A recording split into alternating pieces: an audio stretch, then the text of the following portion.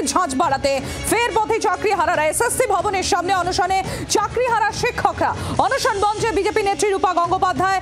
আজই শিয়ালদা থেকে রানী রাসমণি পর্যন্ত মিছিল। গতকাল কসবা ডিআই অফিসে চাকরিহারাদের বিক্ষোভে পুলিশের লাঠিচার্জে বিতর্ক চরমে ওঠে। আর আজ পুলিশেরও ধৈর্যের পরীক্ষা। ধৈর্য সহকারে কথা বলে পরিস্থিতি সামাল দিতে হবে, বিতর্কের মুখে নির্দেশ পুলিশের উচ্চপদস্থ নেতৃত্বের।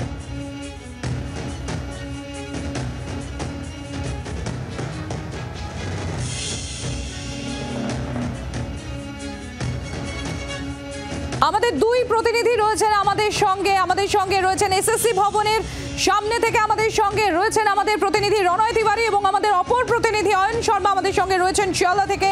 আমি প্রথমে এসএসসি ভবনের সামনে সেখানকার অবস্থাটা কি, ছবিটা কিরকম আমি জানবো।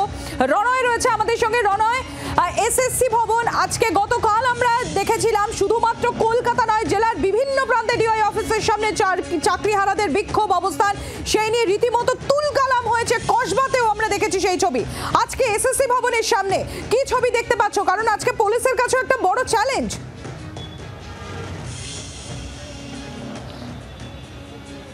একদমই সম্প্রীতি এই মুহূর্তে এসএসসি ভবনের সামনে চাকরিহারাদের একাংশ তারা অবস্থানে বসেছে।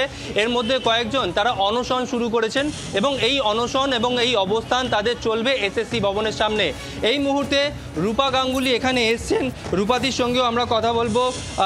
রূপাদিকে দেখছি যে চাকরিহারাদের সঙ্গে তিনি কথা বলছেন এবং একটু রূপাদি এখানে আছেন এবং চাকরিহারাদের সঙ্গেও তিনি কথা বলেছেন।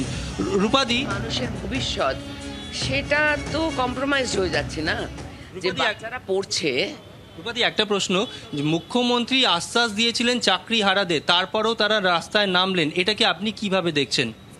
দেখুন, আমি তো মুখ্যমন্ত্রীর কাছে করজোরে অনুরোধ করছি যে আপনি অনেক বড় মঞ্চ করেছিলেন, ঘটনাটা 5 দিন হয়ে গেছে, অনেক বড় মঞ্চ করেছিলেন এবং অনেক কবিতার লড়াই ওখানে শোনা গেল, খুব ভালো কথা। আপনি যা করছেন করুন, তার সঙ্গে দয়া করে এই লিস্টটা বার করে দিন।